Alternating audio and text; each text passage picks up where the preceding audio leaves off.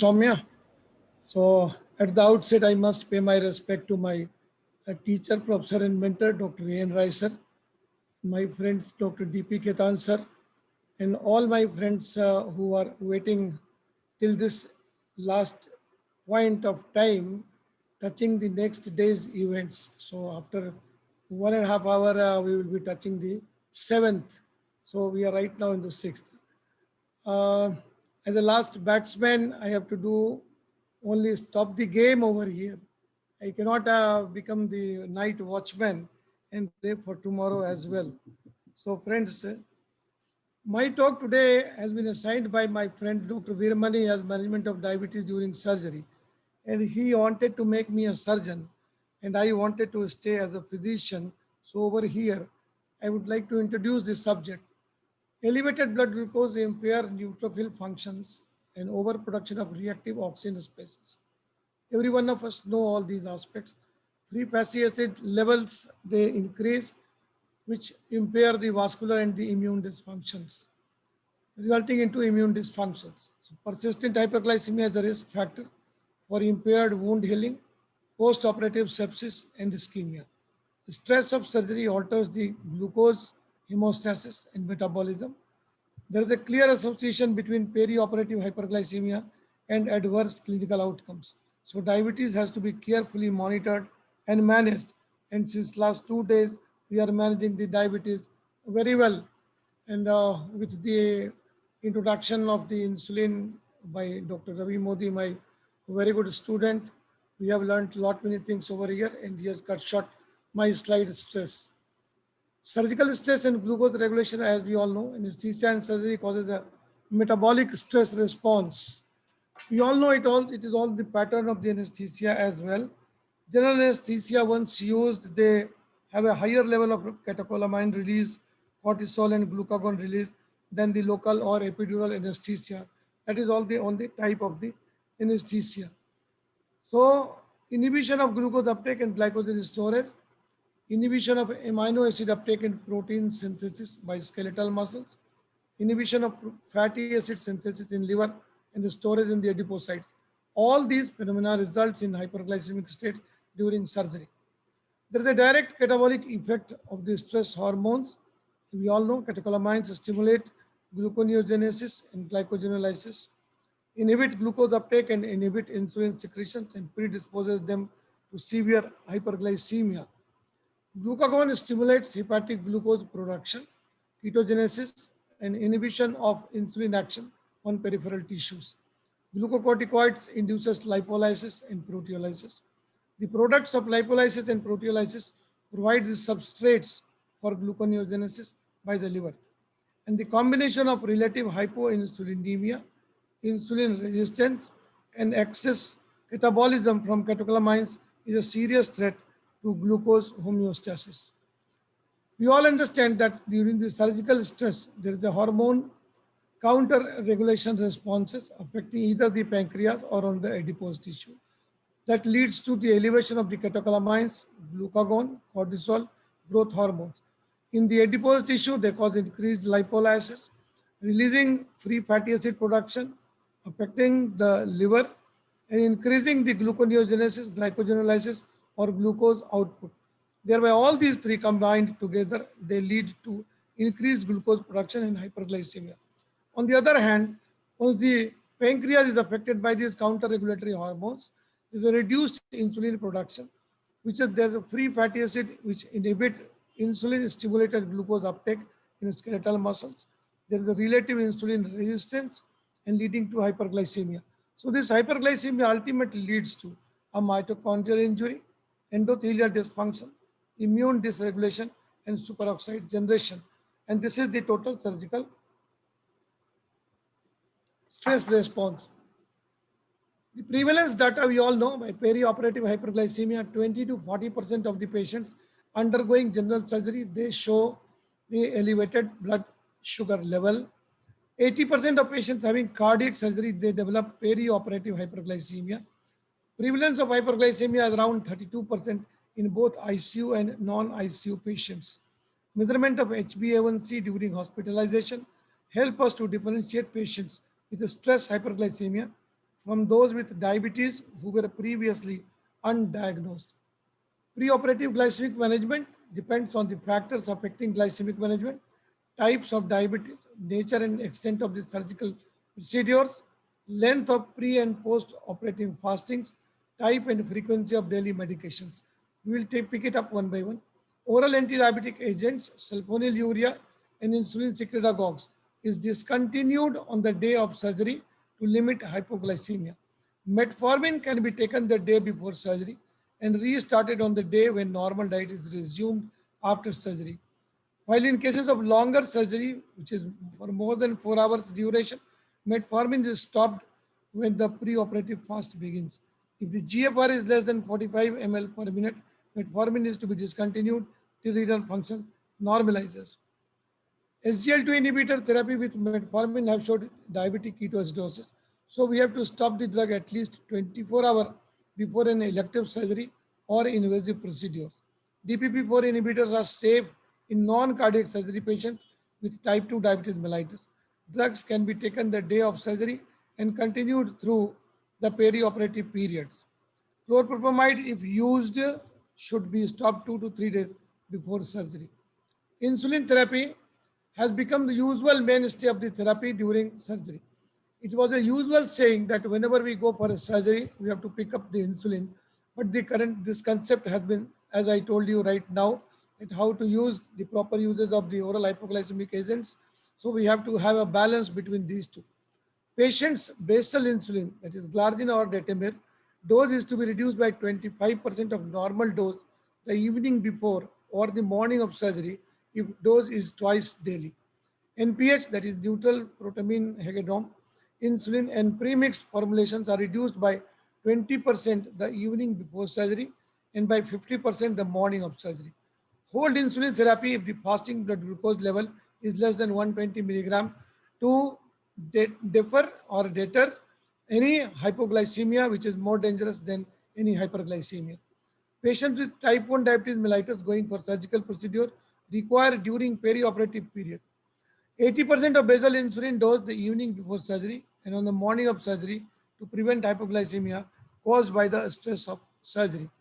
Regimen for separate intravenous insulin infusion for perioperative diabetes management, as was just outlined by Dr. Ravi Modi as well, that how to prepare a solution of 0.1 unit per ml solution by adding 25 or 50 units of regular insulin to 250 ml or 500 ml of saline and then flush and set it. The blood glucose level, if it is less than 80, check the glucose after 15 minutes. Don't give infusion of insulin. 80 to 140, decrease infusion by 0.4 units. 141 to 180, no changes. So continue with the same level of the insulin. 181 to 220, increase infusion. 220 to 250, and as per the rough general formula was that you have to increase as per the units. 200 is 2 units, 300 is 3 units, and 400 is 4 units, as was very well explained by Dr. Ravi Modi. There was a simple practical procedure. Recommendation of the treatment of perioperative hyperglycemia and diabetes. Ambulatory surgery, subcutaneous rapid acting insulin analogs are preferred over IV or subcutaneous regular insulin. The treatment goal is to achieve an intraoperative blood glucose level of less than 180 milligram per dl. In non-ICU patients, initiate insulin therapy for blood glucose if it is more than 180 milligram per deciliter. Treatment goals is pre-meal blood glucose less than 140 or random blood sugar is less than 180 milligram per dl.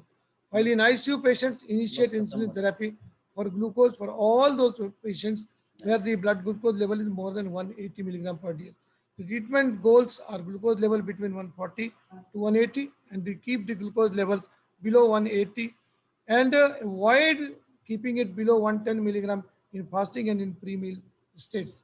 IV insulin, glucose and potassium, that is the GIK regimen, is very important. IV infusion of insulin, glucose and potassium is nowadays the standard therapy for all the perioperative management of diabetes. Adequate fluids must be administered to maintain intravascular volume, that is very correct. Preferred fluid is normal saline and dextrose in water. Ringer lactate exacerbates hyperglycemia, so it is better to be avoided. And otherwise, the dose regulation is the same as per the GIK regimen, less than 80, 120, 120 to 180, Similarly, 5 units cut down, 3 units, 3 units, and 5 units. Intraoperative glycemic management is hyperglycemia should be treated by subcutaneous rapid-acting insulin analogs or as an infusion of regular insulin. Ambulatory surgery or surgery lasting for less than 4 hours. Ideal treatment is with subcutaneous insulin, which are rapid one, quickly can be modified. Advantages of subcutaneous insulin is easy administration and higher efficacy, low rate of hypoglycemia, early resumption of oral intake, and the blood glucose testing has to be done very meticulously every 2 hourly. Correctional insulin, that is supplemental insulin provided for blood glucose of more than 180 milligram. It is measured glucose minus 100 divided by insulin sensitivity factor, which is derived as 1800 divided by patient's total daily dose of insulin, that is TDD. If TDD is not available or is patient is on oral medication, the sensitive factor is presumed to be 40 and it is calculated accordingly. Rapid acting insulin should be dosed at an interval of more than 2 hours to reduce risk of hypoglycemia. IV insulin infusion is recommended in patients undergoing procedures with hemodynamic changes, significant fluid shifts during surgery, and or when the length of operation is more than 4 hours. In all the three situations, alter subcutaneous insulin absorption, they become erratic. So IV insulin infusion is always recommended and is the preferred modalities of treatment when all the three conditions which is mentioned above, they exist. The blood glucose level has to be monitored every hourly. The variable rate continuous insulin infusion, I am not going into the details of all these aspects, and we have to increase the insulin when the blood sugar level is more than 241, increase by 3 units per hour, and as per that level we have to adjust the doses, and that is very, very important aspect. The correctional subcutaneous insulin scale is there, 140 to 180 0, that is don't enhance the insulin. Usually in usual insulin is only 2 units. If there is an insulin resistant phenomena or the BMI is more than 35 kg per square meter or the home TDD insulin is more than 80 units, and we have to increase this to 3 units. And as per the guidelines, we have to just elevate the doses into as per insulin sensitive or the insulin resistant groups. In the insulin sensitive category, and the age is more than 70 years, GFR is less than 45, there is no history of diabetes, only there is a stress hyperglycemia. On the left hand side, we find out the table of 0, 2, 3, 4, 5, 6, and 8 units enhancements. That is the usual insulin enhancements. But while on the insulin resistant type, when the BMI is more, the home TDD insulin is more than 80 units. Steroids is given more than 20 milligram prednisolone daily, particularly in the current situation. We all know that in the COVID management era also, the patients are usually on steroids given inside the ICU or outside the ICU, and they may need surgical approaches or surgical corrections in some cases, and particularly with the mucormycosis cases, we definitely need a surgery. That is a very important aspect. In such situations, we have to consider on the giving the correct doses and avoiding the hypoglycemia. That is very important. Post-operative glycemic management in non-ICU surgical patients, subcutaneous insulin is ideal. The blood glucose monitoring every 2 hourly for all patients who were treated with insulin during operations. For ICU patients, stop all subcutaneous insulin and IV insulin drip is started for blood glucose of which is more than 180 milligram per DL. When patients are shifted back to ward after surgery, sliding scale insulin alone is not accepted. Basal insulin alone or in combination with prandial insulin is the usual recommendation. Basal bolus insulin regimen, as was told by Dr. Ravi just before me, use of long-acting basal insulin once daily with prandial rapid-acting insulin for blood glucose correction to be achieved. The target is we have to keep it below 180. That whenever it is more than 180, we have to just adjust with the uses of the postprandial rapid-acting insulin supplemented over the basal bolus. This regimen reduces the number of post-operative complications, primarily the wound infection. That is very important. In surgical patients with poor or no oral intake, basal plus correctional insulin regimen is preferred. In patients with good oral intake, insulin regimen with basal, prandial, and correctional component is the preferred one. Post-operative patients, that patient is NPO, nothing per oral, or poor oral intake, starting daily dose of basal insulin is 0.2 to 0.25 units per kg per day. When the diet has started, basal bolus regimen is started. Insulin resistant patients, basal insulin at the rate of 0.3 units per kg per day. For special cases in elderly more than 70 years, eGFR less than 45, or daily basal insulin is reduced to half to reduce the risk of hypoglycemia. And transitioning from IV insulin to subcutaneous insulin, care has to be given to prevent rebound hyperglycemia when the patient is shifted from ICU to wards. And this is a very important aspect, and the timing has to be very corrected. First, determine the TDD of the insulin based on patient insulin infusion over the last 8 hours. 70% of the total TDD, that is total dose of the insulin required, is administered as basal, and 30% is administered as the prandial insulin. To prevent rebound hyperglycemia, basal insulin is given 2 hours before discontinuation of IV insulin infusion to prevent any hypoglycemic effect. Patients without history of diabetes mellitus who require insulin infusion at a low dose can be transitioned to ward without basal insulin. So ultimately, we find out this group: emergency surgery or elective surgery. In emergency surgery, we have to ascertain timing and amount of last basal prandial dose of insulin and or oral hypoglycemics. Check blood glucose preoperatively. Treat as per recommendations below. That is continuous IV insulin infusion. Check blood glucose hourly in the operating room or the post anesthetic room. Start variable rate insulin infusion when the blood glucose level is more than 180, or follow insulin A logarithm as was discussed earlier. While in elective surgery, follow pre-operative oral hypoglycemic and or insulin guidelines for the day before and day of surgery. Check blood glucose in pre-operative area. Treat per recommendations below. Critically ill, blood glucose poorly controlled at home, anticipated hemodynamic changes, large volume or temperature shift, duration of operating timing is more than 4 hours, then we have to no to subcutaneous insulin, as we have discussed earlier also, and we have to shift straightway to the continuous insulin infusion, and that is important. So in summary, hyperglycemia is common in surgical patients. Insulin administration, intra and post-operative durations have shown to improve clinical outcomes. Individual patients' characteristics and surgical case factors are considered before choosing subcutaneous insulin or insulin infusion. Risk for post-operative complications and increased mortality relates to both long-term glycemic control and to the severity of hyperglycemia on admission and during the hospital stay. So diabetes has to be carefully managed and monitored during and after surgery, and try to extend a helping hand to our all surgeon friends so that they are safe and they think that the wound have healed very properly and patient has said goodbye to you. Thank you very much. Thank you, sir. Thank you for your very elaborative presentation of hyperglycemia before, during, and after the surgery. I think due to a paucity of time, we can take 1 or 2 questions, sir, from the audience. Congratulations. Oh, thank you. Congratulations, sir. Thanks, For, Sudhir. M. Shankar ji, excellent talk. Thank you, So boss. I think we cleared out with Yeah, that was so lucid, हमको लग रहा and concise that after Dr. R.K. Modi's talk and Dr. Ayub Shankar's talk, I don't think we have to learn anything else in insulin. yeah. Of course, Dr. Arvind has taken us right from the 20s to 2021. So that was a wonderful thing. And fortunately, we are early today. Yesterday, we finished at 11:15. We have got still 5-10 minutes left.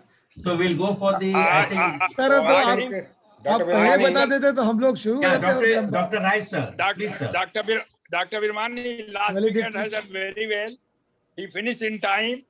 We must thank him and he for his excellent talk.